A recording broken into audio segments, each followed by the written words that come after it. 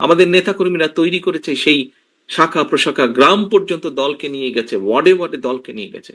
কিন্তু তারপরেও জনগণ ম্যাটার্স, জনগণ ম্যাটার্স। সেই জনগণই হচ্ছে আমাদের শক্তি, জনগণই হচ্ছে আমাদের সমর্থন, জনগণই হচ্ছে শক্তি। জনগণ সাথে না থাকলে, জনগণ 5ই আগস্ট দেখিয়ে দিয়েছে। কাজে আমরা যদি ভুল করি, জনগণ আবার কোনো একটা কিছু দেখিয়ে দিবে, তখন কিন্তু পস্তাতে হবে, তখন কিন্তু হাপির টেস করতে হবে।